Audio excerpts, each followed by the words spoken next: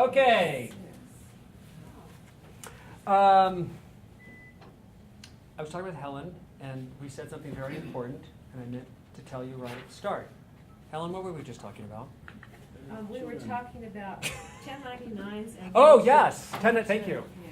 With employees or independent contractors, okay? If you hire somebody and you pay them, okay, and you use it as a business deduction, it's a business expense, okay? You must 1099 them at the end of the year if you paid them over $600. Right, Lee? Yep.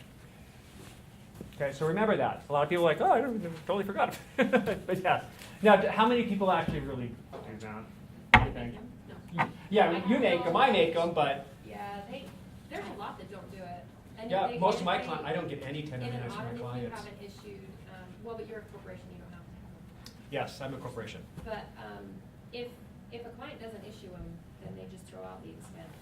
It's a distribution to you guys and you can't write it off. So it's imperative that if you want to write it off, you issue a 1099. So any contracts, the person that comes and wires a little electrical or does the paint or Right. does the... Unless they invoiced you and you paid them as a corporation. What about LLC taxed as an S corp?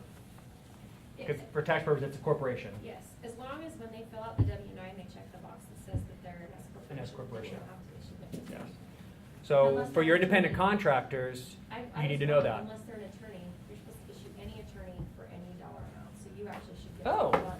I should get a whole bunch. There you go, clients. Send me my 1099s. That's not for me because I claim your income. Okay? I have a bookkeeper and I have an accountant and I don't steal. Okay? So I'm going to report your income, but for your purposes, if you want to make sure that it's a tax deduction, make sure you send me the 1099s. Are we supposed to have our assistants fill out some sort of acknowledging that they are 1099? Like an employment agreement? Everyone, I always recommend putting employees, whether you want them to be either under an independent contractor agreement or under an employment agreement. And that agreement dictates how they're to be paid. And if you're paying them, even if they're an employee and you're paying them 1099, which is identical to the broker agent agreement you sign with your broker, that you kind of are an employee, but you are being paid 1099 and you are responsible for your own taxes. The employer is not withholding them and blah, blah, blah. So that they are very clear that you're not withholding their taxes. And just a note on that, as you're having them sign the agreement, that's when you have them fill out the W-9, so that you can get their social security and their EIN, whatever, from them right then before you give them a check, because then it's easier to get it from them. Yeah, in fact, Ken, let's put that on our note of things to do. Let's send all clients a W-9 just so that they got it on Thank file. you. Thank you. You're very I was just welcome. gonna say, whoa, there's more stuff I There's haven't more done. Now, it sounds a little overwhelming. Don't let it be overwhelming. That's why you build your team and you get people to help you out. And you hire people who have the expertise in places you do not. That's why I don't worry about this stuff. I hired her. She does my taxes. And when we talk about payroll, seriously, I call up the payroll company. It is a 3-second conversation. That is the only thing I do with payroll. That's it. 3 seconds. So times, how many times I do during the year? We're talking less than 2 or 3 minutes a year for my payroll. I don't worry about it. Okay, but we'll get to that in a minute. It's a little stupid question. No questions are stupid. Is this why 6-year-olds can't sell lemonade? It's because of the paperwork? That is exactly why 6-year-olds can't sell lemonade. Okay, we talked about agents and real estate agents. Property management. Okay, this is just redundant, so let's go on to that. Property management, title, mortgage, appraisers. Let me ask you, now that you are educated and experts now in taxes and entities, okay, how do you think these people in real estate are going to be taxed? What kind of income are they making? Ordinary income. That's right. Subject to SE. Subject to the self-employment tax at 15.3%. Okay? So if you are a property manager, you own a title company, you do, I'm going to come back to mortgages. Does anyone here do mortgages? Anyway, skip it. If you're an appraiser, etc., you're receiving ordinary income. Even if you are paid 1099, it is ordinary income. Mortgage brokers, like Matt Atkinson, they used to be paid 1099 and they changed the regulations for mortgage brokers, and now they're pretty much all paid salary, W-2 wages. They don't make sort of 1099 commissions anymore. But regardless, now their employer's taking out taxes, but for everybody else, okay, if you make your money through one of these forms, then you are making ordinary income, which is subject to that self-employment tax, where an S-corp could help you save on taxes. Bird dogging. Who's bird dogged a property in the last 12 months? No bird doggers in here? He has. Oh, He's not here. Trevor probably has. Who knows what bird dogging is and can explain it? Good, David.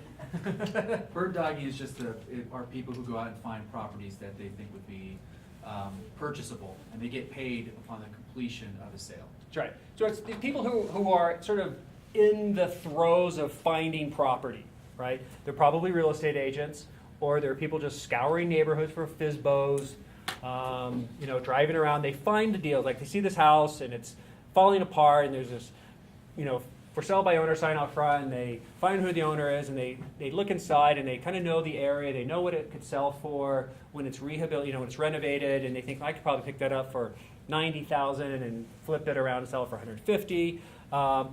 But they don't really have the money to buy it. They don't have the team to renovate it. So what they do is they just take that address and they take it to an investor who has those abilities, and for $500 or $1,000, passes the deal on to the investor. The investor calls up the owner, negotiates the price, buys the house, closes, and at that closing, the bird dogger will get a fee. Okay? Wholesaling is a little bit different. Wholesaling is when the person who found the deal, the agent or the person driving the neighborhoods, finding the FSBOs, this is when that person actually negotiates with the seller and locks that property under contract. Okay, so now that person has this home under contract to buy, but doesn't want to buy it. So they pass the contract on to another investor. And there are wholesalers who are making $5,000 to $20,000 because they found the property, they negotiated with the seller, they got a great price, they've got it under contract. And when you get under contract, and wholesalers, when you go to the wholesaling seminars and workshops and you learn, how to do that, they don't really talk about why wholesalers make so much more money than a bird dogger. When you've got it under contract, you have rights. Okay? It's all about rights. And when you have rights, you have a stronger position. A bird dogger does not have the right to buy the house. It's only the opportunity to buy the house. A wholesaler actually has it under contract. They've got the right to purchase that house at that discounted price. Okay? That makes their position much more valuable, and they can make much more money passing it on. Okay, so with bird dogging and wholesaling, if that's what you're doing to make money in real estate investment, how do you think it's going to be taxed? That's your job. It's ordinary income, right? We're going to call it ordinary income. What if it's just what you do on Saturdays? Still ordinary income. Lisa, listen to your accountant. Lisa says, that's right. It's still going to be ordinary income because it's not how much time you're doing. It's not that it's your full-time job. It's what you do. It's the activity that you are engaged in that is earning the money. You're earning it actively. Okay, you can't just sit on your couch picking your nose and find a deal and make money on it. Okay, you've got to go out and find the house. You've got to make sure that it's a good deal, and you got to find an investor and talk to the investor. So these are things you're doing. You're actively involved in making that money. It is ordinary income, even when you get paid 1099. Okay? Licensing for your real estate agents. Okay? Can a real estate agent bird dog, and can a real estate agent wholesale? How many are agents again? Okay? What are your thoughts? Yes. Trevor's giving a thumbs up, and a thumbs up. Thumbs up. Okay? It is my opinion. Yes, you can. I give you a thumbs up too. When you're bird dogging and wholesaling, you're acting as an individual. You're not utilizing your license to do this. You're not acting on behalf of anybody else. You don't have a buyer-broker agreement with anybody. You don't have a listing agreement with anybody. Okay? You're an individual doing it as an investor. You do not have to worry about licensing. You can do this while you have a license. Now, the division might give you a different perspective on that. I disagree with the division, and I'm willing to back you up on that. Okay? However, remember that you are also employees of your broker. Okay? And your broker is ultimately responsible for you. okay? So please, if you are an agent and you do want a bird dog and wholesale, run it by your broker, okay? Let them know what you're doing, that you're doing this on the side, this is what you kind of, most brokers get it, right? They're in real estate to make money, they want you to make money. There's lots of ways to make money in real estate, so most brokers are fine, but make sure you run that by your broker, okay? And then again, tax as ordinary income, you would probably set up an S-elected LLC, which we euphemistically call S-corp. Okay, flipping properties. What do we think there? Ordinary income. I'm gonna ask Lee to expound upon that a You little see me bit. back here grinning. I know. Flipping properties is, people wanna call it capital gains because then they don't have, even if it's short term, they don't have to pay self-employment tax on it. But the second that you do it as a source of your, as your income, it is ordinary income subject to self-employment tax. You'll never win an audit where you say, well, I only do one a year, or I only, no.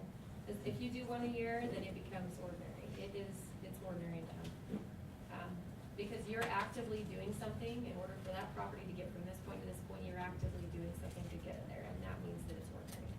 So, and it should be in an S corp. Yes.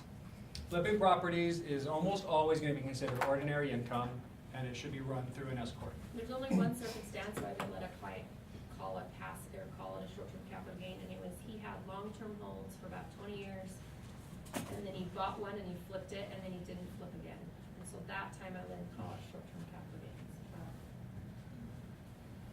So your very first one, you know, fine.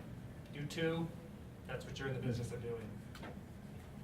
So if you hold it for a year, which I know is not probably, but if you just held it for a year, let's say, and rented it for a little while, then you can sell it and then it will be long-term? Yes, unless you started doing that every year. How much Like of the it- second that you start doing it, like on a constant basis, now you're making it your ordinary source of income. If you were to just do it once, then you'd be okay, and then if you were to do it again in 5 years, you'd probably be okay. But the second that you start doing it continuously every year, then it becomes ordinary. Regardless if you have another W-2 job? Yep. What if you had 35 holes that you kind of, wanted as your retirement to pay them, or to sell every year for the next, As you've held them for 30 years, and then now you're selling them. I don't know, I might put that as capital gains. Yeah, I think that would, again, I'm not a tax lawyer, but I would probably, I think- if you've held them that long and now Yeah. you're selling them off to pre-retirement, I'd probably call them capital I think gains I do too. get that. Um, It's not the way that you're trying to like actively earn income, so I would call it. Yeah, and if you had lots of rentals and then you held one for a year and sold it, that's probably capital gains too. But it looks like that you are holding these flips for a year to get the lower tax rate, and that's what you're doing, then your business is to hold the property for a year and flip it. Yep.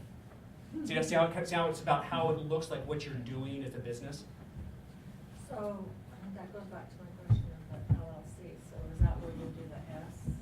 Yes, if you're flipping properties, you should flip them in an S corp. And then we talk about the bird dogging and the wholesaling and the flipping, and we say you should do them in an S selected LLC. What do we mean by we do it in it? What does that mean to do it in an LLC? Does anybody know? I mean, Set up your. set up the S corp, so you get it done in advance at the LLC, you do your S election. How do you flip a property in an S corp? You buy Buy it in that name. Buy it in the name of the S corp. So the S corp owns the asset, and then the S corp sells the asset. The proceeds go to the S corp. If you own property in your personal name, title company, and that property sells, who does the title company issue the check to? The individual. Which means that's going to go on your individual tax return, and it's not going to be run through the S corp. Okay? The mortgages can only be through a person's name. So Yes. how do you buy? Not only, but yes, for our most people's purposes, So yes. how do you, Mortgage, not so how do purchase. you? Yeah, the buy mortgage, it? if you are using a conventional loan mortgage, okay, actually I'm gonna hold off till we talk about landlord and rentals, because that's more likely to occur in a hold situation than in a flip, because very few people will get a conventional loan to flip in. 15 years ago, we did, because I didn't know any, I mean, I did, I probably did 6 or 7 flips with a conventional loan. Because I didn't have access to hard money, and I didn't know about hard money, and how else was I gonna buy a house? I had to so I would actually get a conventional loan, close on it, pay the closing fees, and flip in 3 to 6 months. We learn, we get better, that's the whole point, right? That was me 13 years ago. I wouldn't do that anymore. So yes, S-elected LLC. Okay, here are, do I talk about? Nope. Let's talk about landlord. It must be missing a slide somehow. Holding a property. Okay, now we're going to talk about something different. Long-term holds. Okay, so you want a rental property that you're going to hold for 5, 10, 15, 30 years to build a retirement base. Okay, what kind of entity? Well, first, how would the rent from that rental property be taxed? Ellen, say it louder, please. Passive. Passive income. Okay, because it's passive income, is it subject to self-employment tax? No. No. So if it's not subject to self-employment tax, do we need to run that through an S-elected company? No. And not only would it be irrelevant for a tax savings, because you wouldn't save any taxes on it, you could even pay more in taxes if an S-corp owns a long-term hold. The reason being it becomes a capital asset of the corporation, and it's a Yes. sale of assets. So tax. if you have a corporation and you distribute for the corporation, the dividends are not deductible. And so the corporation pays tax on it, and then the individual pays tax on it as well, so it's double taxed. Yeah. So So- do not hold rental properties in an S-elected LLC. You don't need the tax savings, and you could end up paying more taxes, and probably will pay more taxes when you sell that property down the road.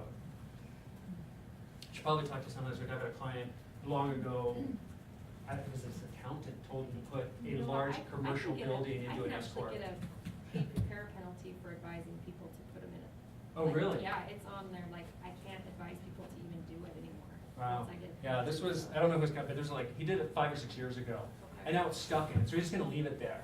But he's got a big commercial building that is in an S-corp, and it's stuck. At some point, he'll pay lots of taxes to get it out, but it's kind of just stuck in there, okay? He didn't have an accountant who knew real estate investment. Okay?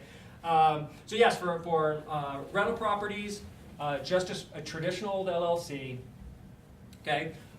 When we talk about holding rental properties, that's when I really start to talk more about what's called asset protection. Okay, these are assets that you want to hold for a long time, so you want to protect them for a long time.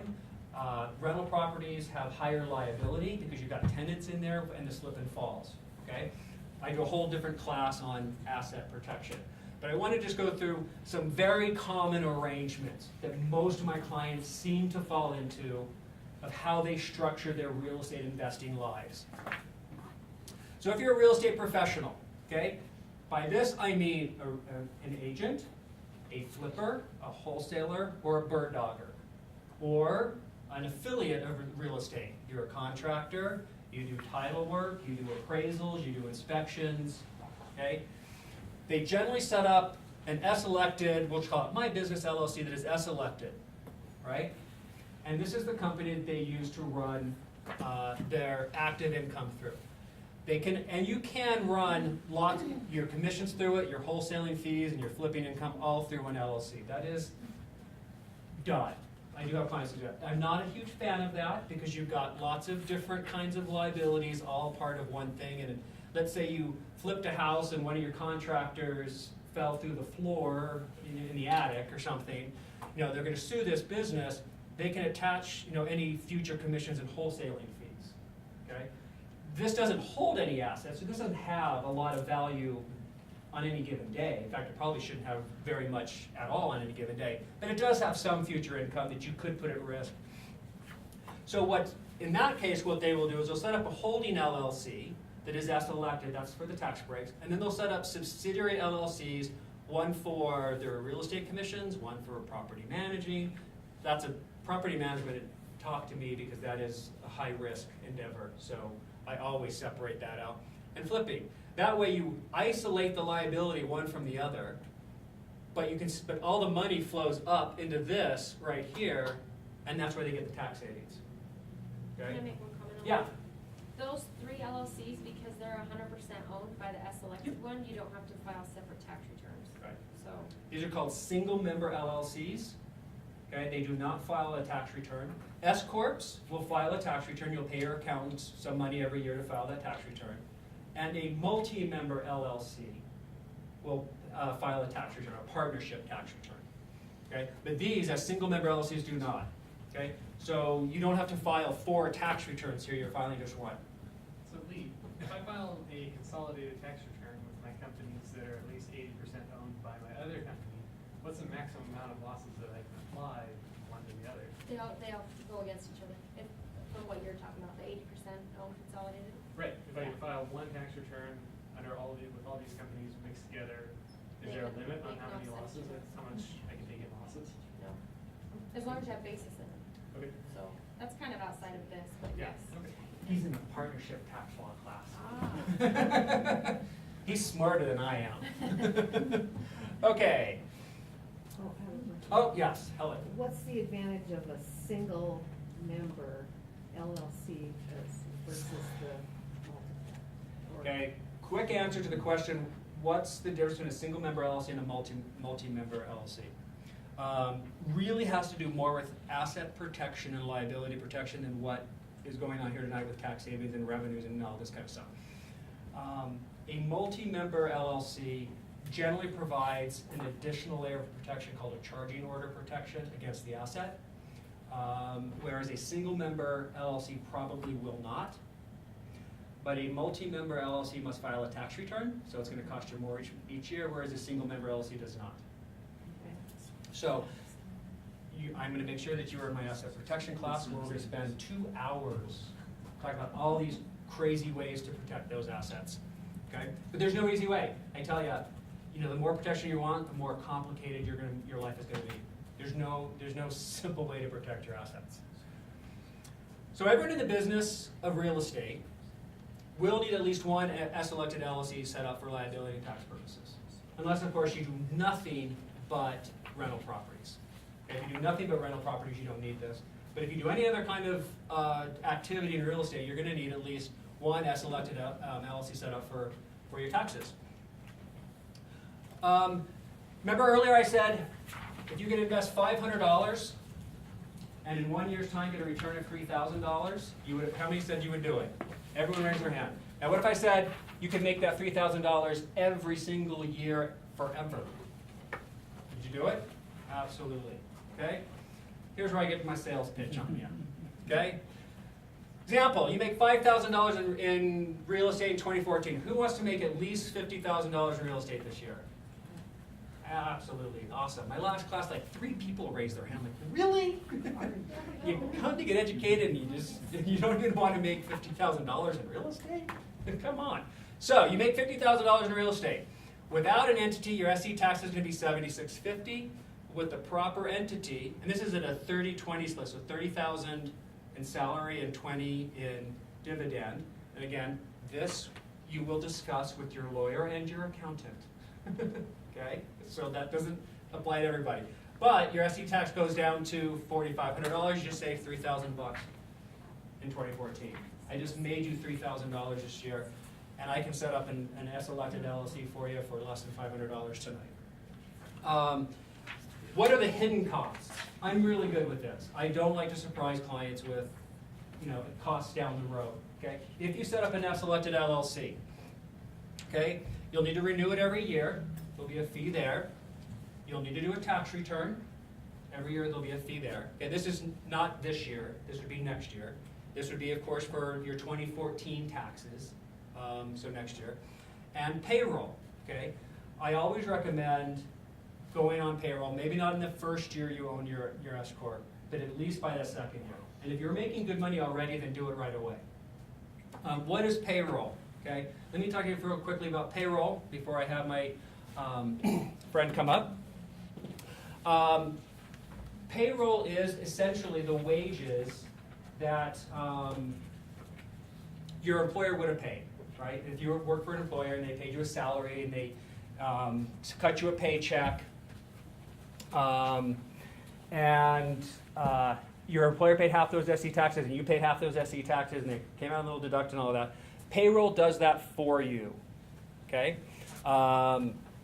So what I do when I want to pay myself a salary, I call up Jocelyn, or actually I just send her an email is what I do. And I send her an email and say, pay me this much money. That's all I do. And she automatically deducts money out of my business account.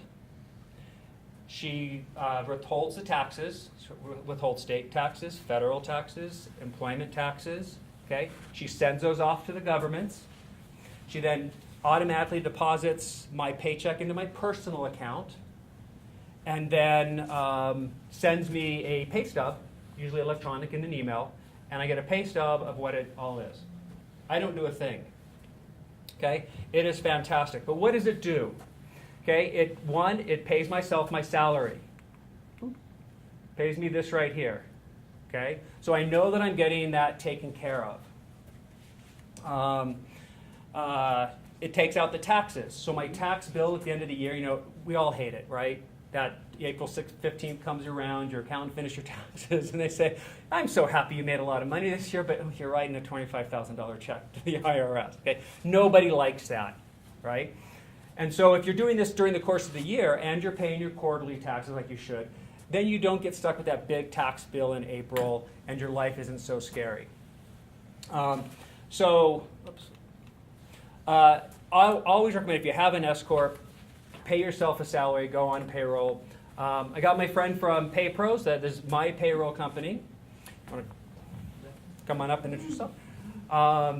Literally, they are fast, they're efficient, they're very reasonably priced, but I'm going to let Nate take over. All right. Thanks for being here. So my name is Nate Broad. We're with PayPros. We are a payroll human resources company, and it's our job. We work with small businesses. How small, you might say?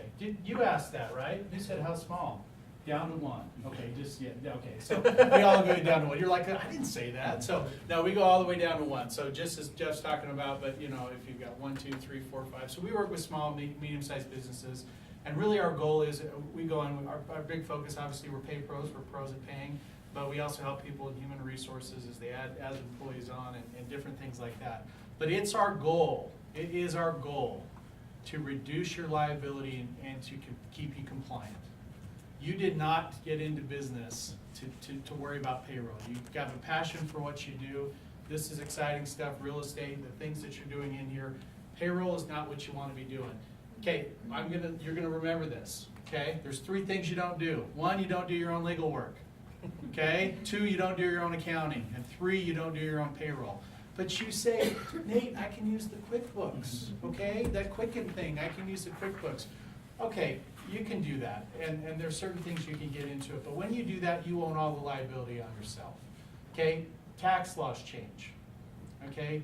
We were talking about Social Security. That changes. That goes through with it. It's called an unemployment rate. That can go up or down depending on things. There's this thing called a FUTA tax rate. Okay? And basically some states, their FUTA, went through the roof because they had the loans, because their state unemployment went through the roof. They got money from the federal government. The federal government loaned them money, so their FUTA went up. Well, everyone thought it was 0.80 and it's a cap at 7,000. Well, it can change. So there's certain things that you don't want to get into it. Tax things changes and go through with that. And if you pay those things, remember this, they don't care that you're ignorant. Ignorance is no excuse, okay? Lee, if you make a mistake on filing your payroll deposit, let's just say you're 1 day late because you were so busy working this real estate deal that was going to make you so much money, and you're only 1 day late on making that payroll deposit. Do you still have a fine? Absolutely. Absolutely, okay? I don't understand how the IRS, how I can go 6 years without filing my taxes. I'm just joking, okay? But it's interesting how people can go forever without filing their taxes, but they're 1 day late and make their payroll deposit, and bam, they have an expense. They have an expense there. So really, we go in at PayPros, and we handle this for you. Jeff just said it perfectly right off the top there. With PayPros going in, all you have to do is say, hey, Jocelyn, hey, Louise, hey, Nate, I want to pay myself this amount. Great, we take care of it. We do with all the withholdings. We take care of everything. We do your deposit for you. we take care of the quarterly, the state, we take care of the annual, we send you the W-2, and all you had to do was say, pay myself this amount. That's it. And then you focus on what you got into business for, which is focusing on these real estate deals. Now, you might move up, and you might get, as you're getting more and things going on, you're doing payroll, you might add an assistant. Okay, now we've talked a lot about this. I'm always gonna err on the side of keeping you compliant. And so I'll just say, hey, are they 1099 or are they W-2? But I got a big kick the other day out of my client that I was doing payroll for, one guy, and he's bringing on an assistant. He says, well, I'm going to make my employee 1099. Anyone hear any problem with that? My employee? Just called your employee, just said he's 1099. So we started going through this list with him. I said, well, are you gonna tell him when to show up? Oh, yeah, he's gotta be here every day. Okay. Are you gonna supervise him? Oh, yeah, you bet we're gonna supervise him. We started running through this whole list, and I said, listen, Tim, he's not an independent contractor. He's an employee. Okay? And he said, well, I was gonna do, and I just said, listen, you brought me on to help keep you compliant, and this is my job. At the end of the day, you can choose what to do, but this is the advice I gave to you. So you're gonna get on, and you're gonna, as you talk about it, you might bring in an assistant, or you might have certain things there. Just be real careful as far as running through that list there of what they do and what they don't do. Okay, it's a lot easier to pay the taxes associated with having them be an employee versus 1099 them, and then having to come back when the state does an audit on you, because they do, and they determine that this individual is a W-2 employee, not a 1099. Okay. Again, so just wanted to go through with that. I think that's pretty much it of just what I wanted to talk about. Again, what are the 3 things that you don't do again? You don't do your own legal work, you don't do your own accounting, you don't do your own payroll. Are there any questions as far as payroll, how payroll's done? I know you've got a ton of them, so you. How many years you do payroll? 20 years there, so did I miss anything? Okay, I got it covered there, yeah. So really going through with it, and at PayPros, we're a locally owned business. We're not an ADP, we're not a Paychex, and those are fine companies there, but we don't have a quota. We're not trying to come in and say, hey, we've got to make X amount of dollars off you. Great, if you want to have a simple setup where you say, hey, I want to pay myself monthly, or I want to go in with this, but I'm probably going to pay myself as things go on. Again, we talked about that reasonable, how you have to pay yourself. We can go through, you can talk about it and say, well, I'm going to pay myself this. We're not a big cruise liner, we're a little boat, we can change and work with you, and you say, hey, I'm going to pay myself here, and maybe it's a couple times you don't pay yourself. We can work with that and we can get it done. What's your pay schedule? I mean, is it based on the total payroll that you're administering, or is it a flat fee every month? Are you talking about what we cost? Yeah. Yeah, it's just broken down what you need. So, Okay. yeah, it's just broken down. So if you say, hey, I'm gonna come in and pay myself sporadically, then we'll just probably charge you a check fee for doing that. Okay. If you're gonna be hiring people and saying, hey, we're gonna pay ourselves every 2 weeks, we're gonna be doing this, we're gonna be doing that, then obviously it's gonna change. But it's basically, at the end of the day, it's based on what we're doing for you there. It's a reasonable service to have you spend more time on doing these deals, or you can just be a no-brainer for you. Say, I do it, I don't have to worry about it, and they're keeping me compliant, and they're doing what they do, and that's what we focus on. So, great. Thanks for being here, guys, and so appreciate it. If there are any other questions, I know payroll's exciting, so it is exciting, okay, so.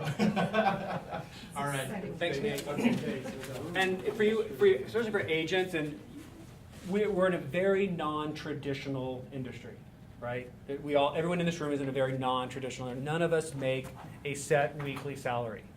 Some months you might make $20,000. You might go the next 2 months and not make anything. You might sell a flip and cash $50,000 and not make anything for 6 months. Okay, we get it. We're in real estate. That's part of what we love about real estate. Like Nate said, you can do a sporadic payroll when you get a closing and do yourself payroll. Just that. You can do quarterly. You can do monthly. You can do twice a month. Kind of whatever fits your needs. But boy, that was probably the best money I ever spent was actually on my law clerk, Ken. Just got to say that because he makes my business better. The next 2 things that I love to spend money on is payroll and my accountant and my bookkeeper. Yes, those 3 things: my bookkeeper, my accountant, and my payroll people. Because I'm an obsessive nerd, and I can't pull myself away from like my QuickBooks because I wanted, and my invoices, how much am I making, and where's it going, and all, and I can spend hours just like looking at the, and numbers, like, oh, I mean, I got this much outstanding invoices, so if everyone pays me this much, I make this much, which is good, because that's how I make money, I'm conscious to that, but I'm wasting time. I shouldn't be looking at my frickin' invoices, I shouldn't be looking at my frickin' QuickBooks, okay? I can pay somebody to do that. So, part of your team building, good lawyer, that'd be me. Good accountant, Lee. Great payroll company, Nate, okay? Bookkeepers, sometimes I have bookkeepers show up in my classes. I didn't have one tonight, but there's a number of good bookkeepers out there. Accountants will also do bookkeeping. Lee does bookkeeping, okay? So there you go. Pay somebody to do what you're not good at, and admit it, everyone right now, I'm not good at bookkeeping and I'm not good at accounting and I can't do payroll, right? Build a team and build your business. Okay. Oh, we did get to this. Anyway, we talked about this. So holding rentals, you'd use just a traditional LLC. Asset protection basic principle. This is in your course material, so just kind of read through it. I do have an entire class on asset protection. Right now, I haven't fully set my next 6 months of teaching schedule. The only one that I know that we fixed, because we actually booked a room, is a corporate super class on March 15th down in Utah County. So if you're in Utah County, spread the word. We're going to talk a lot about liability. A lot about, so that personal and business, professional liability, those two things. We're going to go really into depth and how you really get into trouble, what you really need to do to protect yourself, the kinds of entity, how to maintain and run the entity, et cetera. So it's a really good class on learning how to protect your business and protect your real estate investments. That's March 15th down in Utah County. So that's a Saturday. And it's at the... where does Uvaria meet? The Hampton Inn and Suites in Orem, right off the highway. So the same place that Uvaria has their meetings at. I will be doing that super corporate class in Salt Lake, and I'll be doing it in Davis County as well during the course of the year. I do an asset protection class, and that corporate class is free. Well, we're thinking about charging, good, this is good, I've got a captive audience. Would you pay $30 for the information you got tonight? Yeah. But I'd rather get it free. I know.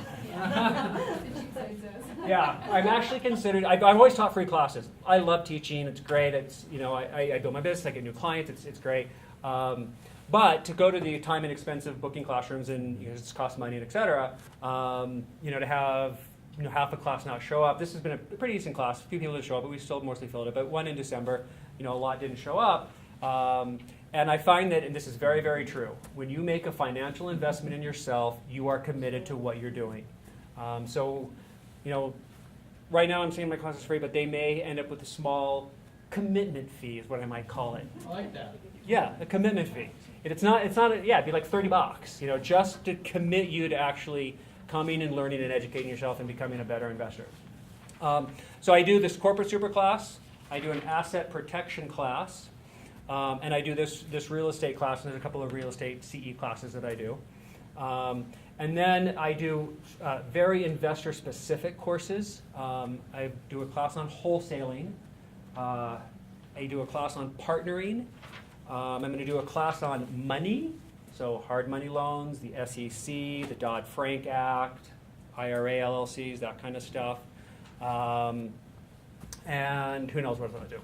Those courses that are very, very specific to real estate investors, it's incredible content. Those are usually fee-based, usually about $100 to $150.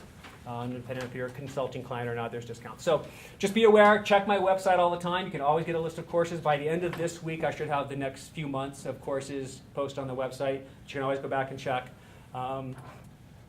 Some more asset protection stuff, just if you're an investor, but we're not going to talk about that tonight. In the asset protection class, we do talk about the series LLC, because I get a lot of questions on that. Using trusts, putting a house in a trust that then is owned by the beneficiaries, the LLC. Using a series and trust. There's a lot of family limited partnerships. There's a lot of kind of crazy configurations, if you will, of entities and trusts and partnerships to kind of protect your assets. There's a lot of real estate gurus out there who kind of teach this stuff. There's people who push product, these legal packages that I don't necessarily agree with. So in this asset protection class, you really get kind of the ins and outs of protecting your long-term holds. Yeah, and then using a property management account, you get very, very complex. And we'll really talk about that. Build your team. Okay. Let us create your entity. Okay. You're going to choose an accountant. You're going to choose a bookkeeper. You're going to choose a payroll person. You're going to choose a marketing specialist. Okay, right? Might hire a graphic designer. Don't do your own brand. Seriously, don't go on Word and pick up some stupid little image and use a font that you can get. Hire a graphic designer just to do your logo. Well, yeah, and Helen's son does that. Helen's is, and there's a company called 99 Designs. I have 6 sons. And you can go on and say, hey, I'm willing to pay X amount for my logo, my brand, and then they just go and ship it Yeah. out to a lot of people. And there's job boards that'll do that too. Yeah. Craigslist. Yeah, yeah. In fact, I'm an author, as you know. Published 3 novels so far. Working on the 4th. The 4th is actually mythological fantasy, and I wanted to create characters. So I hired, of course, I can't draw worth crap. I hired an artist to draw my characters. I found her on Craigslist. She lives in Denver. She rocks. She's great. Yeah. So I pay her $35 per character. And she does these great sketches with watercolors. I mean, it's just phenomenal. I'm so impressed. So anyway, yeah, you can find people lots of places. Okay? But anyway, and you're going to hire a lawyer. Hire a lawyer. The very last page of your course packet of information, the course materials. How many of you have, in fact, how many of you have an S-elected entity set up right now for your real estate business? How many don't know? How many know they do not? There you go. Okay.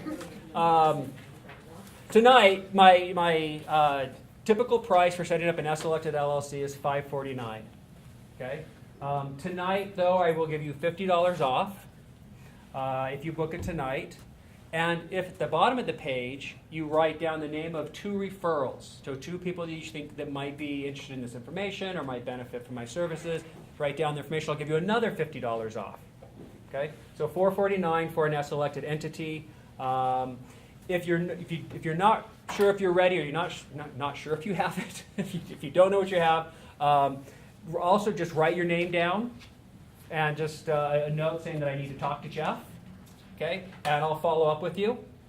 So make sure you at least write your name, phone number, and write down some referrals, just because it's great to write down referrals, right? Why not?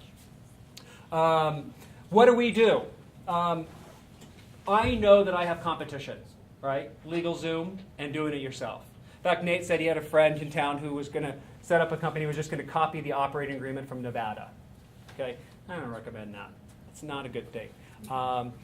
LegalZoom. It's a little bit cheaper. When all is said, there are hidden fees with them.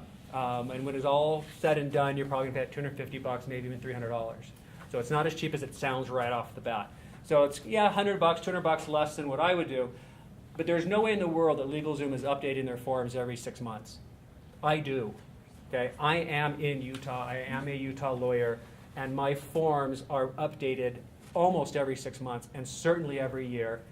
Utah's LLC statute just changed dramatically on January 1st, 2014. We have an entirely new LLC statute. They erased the old one and created a whole brand new one, and they changed a lot of things. Some things are good, made things better for us, some things not as good. Okay, so I changed my operating agreement to match the change in the law. It's just like Nate said. I mean, tax laws change, and Lee knows you can't just do the same thing year after year, and that's what things like LegalZoom do. I have clients that if I set up their entity 6-7 years ago, I've actually said, you know what, it's time for an update. You need a new operating agreement. The laws have changed. My forms are a whole lot better. They're a lot more protective. They're geared towards privacy, because this is the world that I live in, and so I'm constantly updating my forms and creating the best product I can for you. You actually get to talk to me, so you're not just online on a computer. You actually talk to me, and there are decisions that you need to make in forming your company that could have legal ramifications. LegalZoom's not going to answer those questions for you. You You're- respond really quickly too. I do. Yeah, it's usually within 24 hours. Sometimes, usually that day, but if not, almost always within 24 hours. And that's a big deal to me. Lawyers have a bad reputation of not returning phone calls. In fact, I can name you 5 lawyers in town who won't return my phone call because I'm trying to sue them. They probably know that. So, yeah, you speak with me. I get all your legal documents and your EIN. Okay, the personalized entity meet your needs, so we will make decisions, right, about how best to set it up. I have the ability to be anonymous in your filings, so I can keep your name off public records. I use some additional legal documents in the binder of information, small business information. It's all printed, hardbound, in a binder and mailed off to you. There you go. Okay, so you have a corporate record book where you can keep your meeting minutes and receipts or the other materials that you need for your company. And if you ever need to answer questions on those documents, I'm always here to answer your questions. Okay, so that's what I do. Other things, just so you can, I have a registered agency service. So when I set up an LLC, I'm generally your registered agent. Okay, it's not an owner, it's not a manager, it's got nothing to do with your company, except it's on public records with the state. But I can do that for you, so your name's not there. Again, ability to be anonymous. I can hold meetings with you. I have a lot of clients who are consulting clients. These are clients who are in yearly packages where I am their general counsel. We hold regular meetings. I ask them questions. I take notes. I create the minutes. And I create a PDF and I send them to you. So one of the big deals about corporate governance is holding your meetings. I make sure you hold your meetings. I prepare the minutes. I can review and advise on contracts. I can get you your questions answered. In this consulting package, the biggest thing that I found with clients is they were too scared to call and ask a question. Why? Because they thought I was going to charge them like other lawyers charge by the minute, literally. And if a 15-minute phone call and suddenly you got a $175 bill for a question.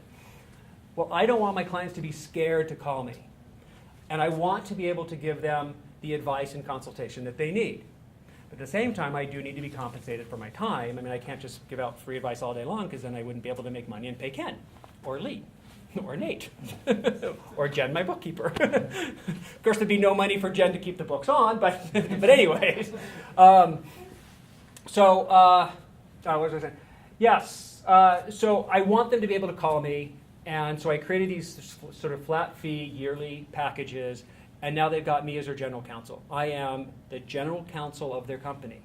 I'm sort of in-house counsel, and all the work that I do for them, the questions, the answers, the reviewing contracts, that's all sort of included in these packages. It doesn't include new work, like new legal work, a new LLC, but it includes heavy discounts on those LLCs, or a new lease option agreement, or a new hard money document, or a new contract for deed. So there's heavy discounts on the legal work. So for real estate investors who need a lot of legal work, you'll save more in the discounts on the legal work than the consulting fee to begin with. And so on that sheet too, you can write down, I think there's a box to check, or you can just write in notes that you're interested in learning more about consulting and kind of bringing me on board as part of your legal team. Okay, thanks everybody for attending. Great class tonight. I'll be around for a few minutes. Ken, please talk to Ken. Please talk to Nate and Lee as well. Yeah, and thanks. Have a great night. Thanks, Jeff. Yep.